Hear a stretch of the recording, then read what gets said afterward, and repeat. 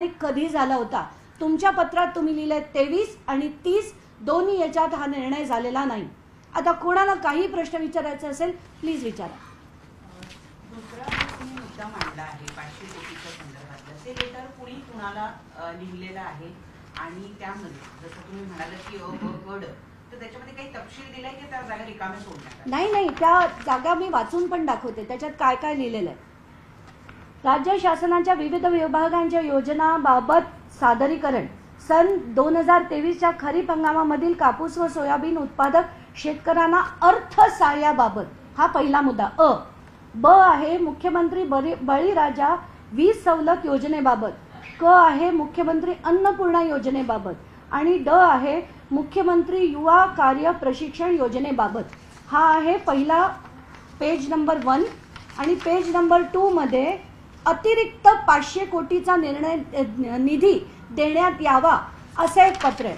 आणि आता आणि एक महत्त्वाचं पत्र आहे. 500 कोटी जे तुम्ही म्हणताय तिथे काही दिलंय का कशासाठी ते 500 कोटी? हा मी ते पण तुला तेच सांगते की त्याच्यात एक पत्र होतं जे कृषी आयुक्तांनी लिहिलं होतं आणि ते कृषी आयुक्तांनी लिहिलेलं पत्र हे आहे आणि याच्यात सरळ लिहिलंय. त्याच्यात 10 गोष्टी आहेत आणि त्या 10 गोष्टी वेगळ्या आहेत. या सगळ्या त्याची डिटेल्स मी वाचून दाखवते. हे जर माझे जे नोट आहे याच्यातलं शेवटचं पान तुम्ही बघा.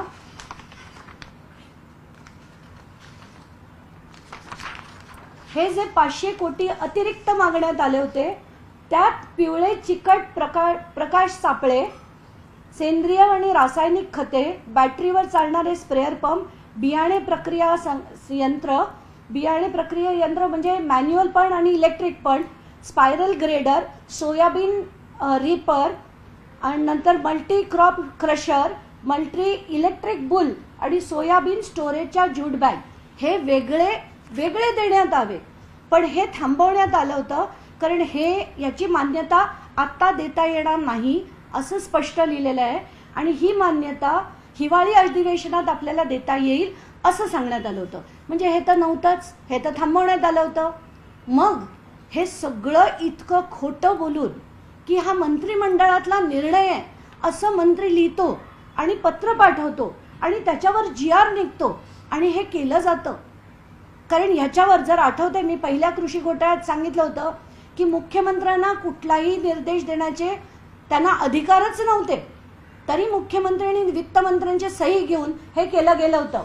पण आताच्या घटनेला ना मुख्यमंत्र्यांची सही, ना वित्तमंत्र्यांची सही, ना कॅबिनेटचे सँक्शन आणि मंत्रींनी विदाऊट डेट पत्र लिहिलं आणि त्याच्यावर GR निघाला 11 ऑक्टोबरला आणि हे सगळं केलं गेलंय.